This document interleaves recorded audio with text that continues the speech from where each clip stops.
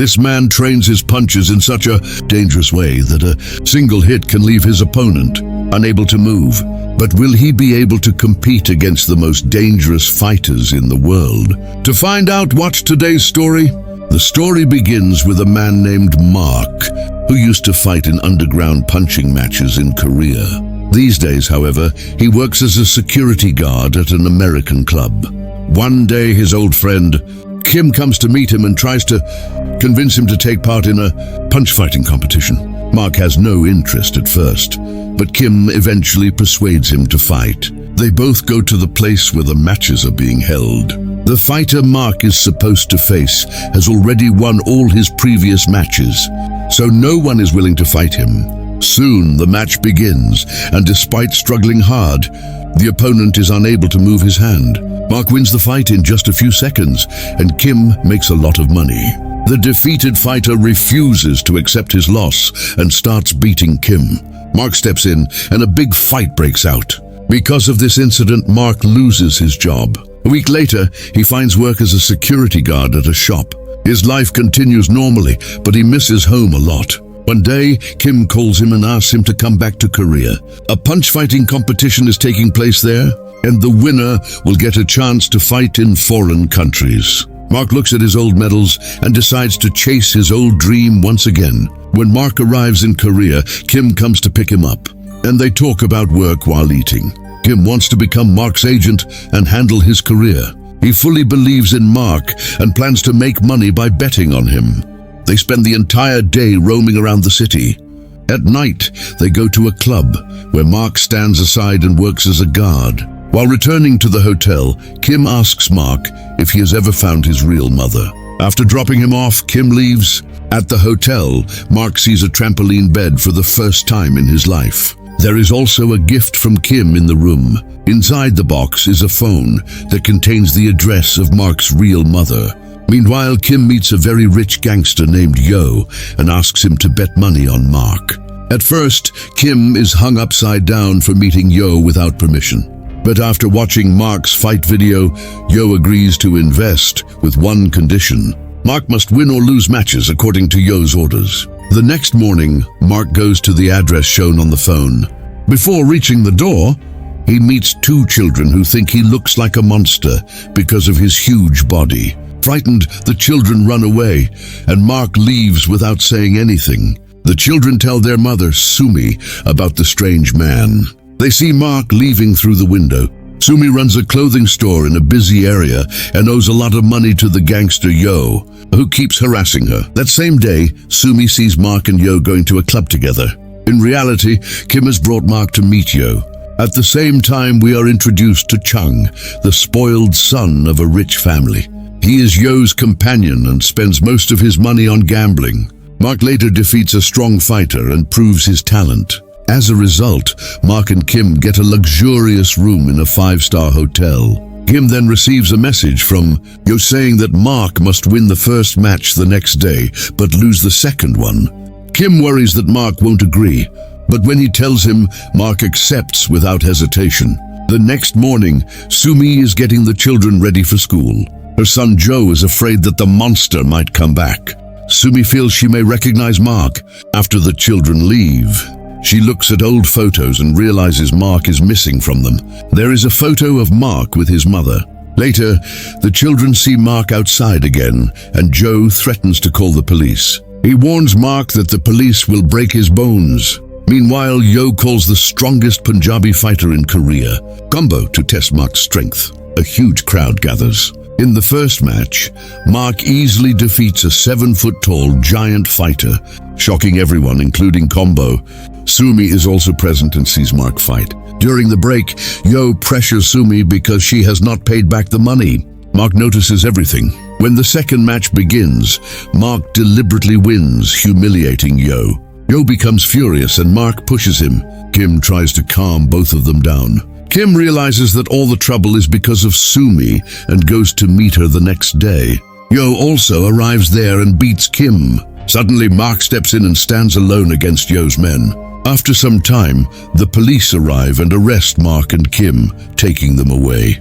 Mark needed his ID to be released. but his bag and passport had been lost in the last match. After that, he fought with the police to prove that he really was a fighter, but they still refused to let him go. That's when Sumi arrived. Somehow she had managed to get Mark's passport. It was then revealed that Sumi was actually Mark's stepsister, and that his mother had passed away a year earlier. Hearing this, Mark was completely heartbroken. The children asked him to come home and live with them. Uncle, come home with us," they kept saying.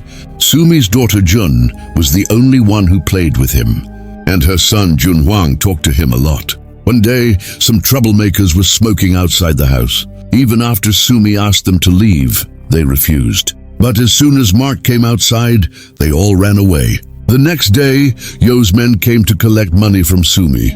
At that moment, Mark was leaving the house so he wouldn't become a burden on her. He kicked the goons out, but then decided to stay with the family. Over the next few days, the whole family ate good food together, went out and enjoyed themselves. Sumi had a very hard time managing work and taking care of the children, and the house was always full of clothes. One day she came home and saw that everything was completely clean.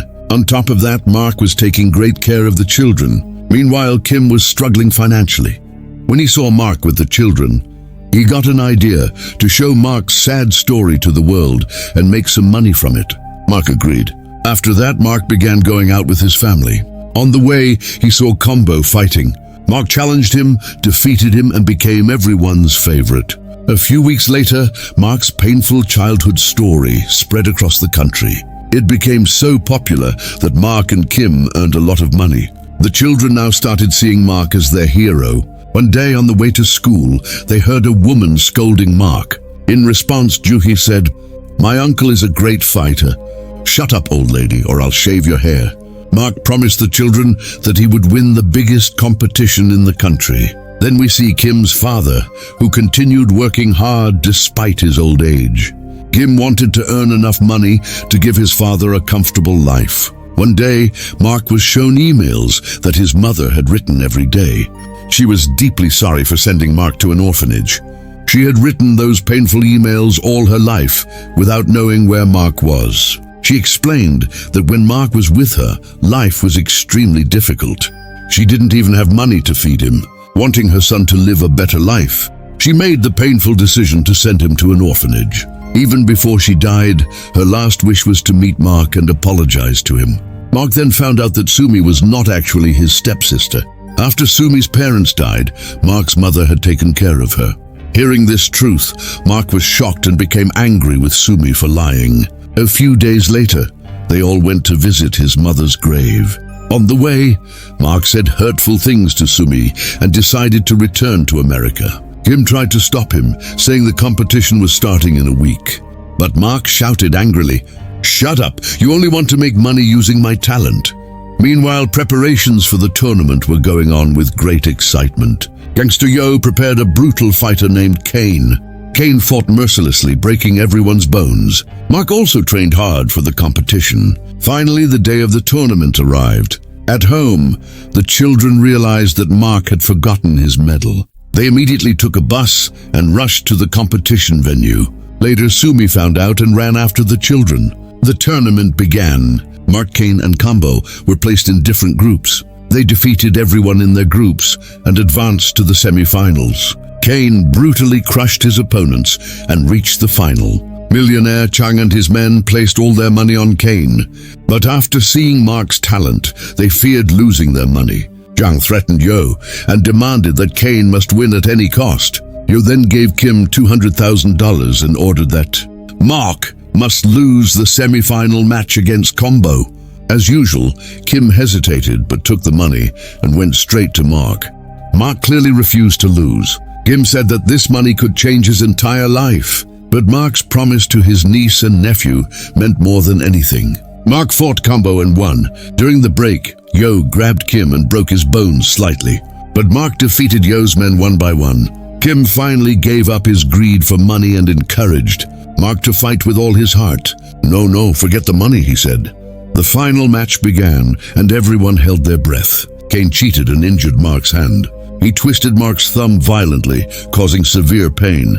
Kane was close to winning. At that moment, Mark looked at his niece and nephew, who were watching him with hope in their eyes.